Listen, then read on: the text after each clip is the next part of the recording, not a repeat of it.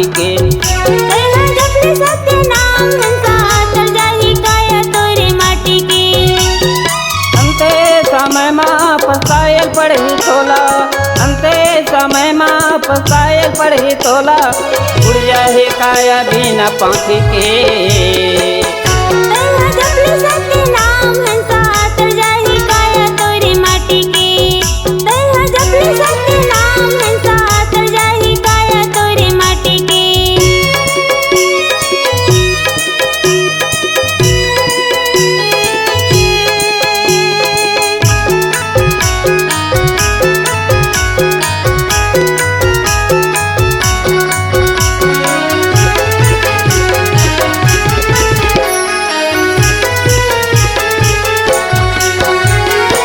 का कह के आए तह गुरु के दरबार माँ, बाबा के दरबार माँ।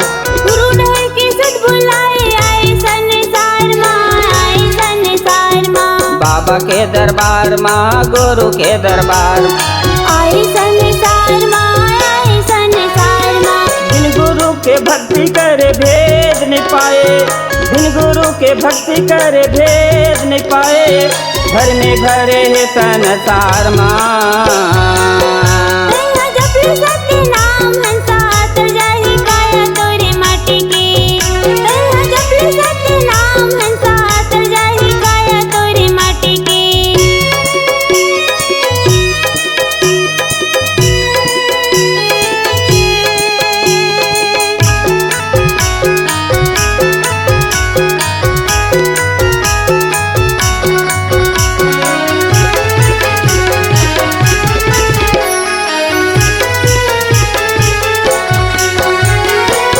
लोक माया के हंसा फंस के माया जाल माँ, फंस के माया जाल। गुरु पूछिता बतावे काओ कर सवाल माँ, काओ कर सवाल माँ। फंस के माया जाल माँ, फंस के माया जाल। काओ कर सवाल माँ, काओ कर सवाल माँ। चारों मुड़ले देखते रही तोला, चारों मुड़ले देखते रही तोला, माया बन के सबो बबुरा। जपले सत्य नाम हंसा तर जाहि काया तोरे माटी के। जपले सत्य नाम हंसा तर जाहि काया तोरे माटी के।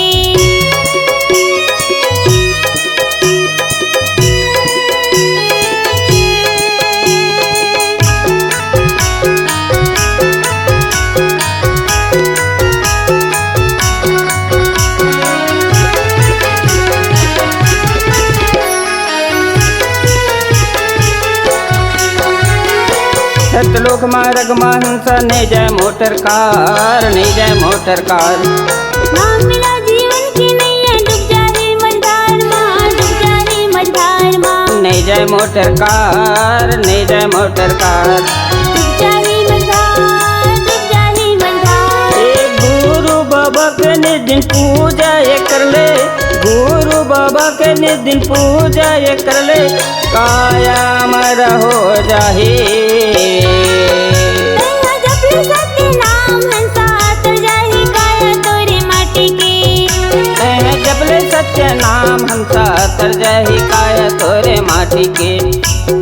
जपले सत्य नाम हंसा तर जाहि काया तोरे माटी के। जपले सत्य नाम हंसा तर जाहि काया तोरे माटी के।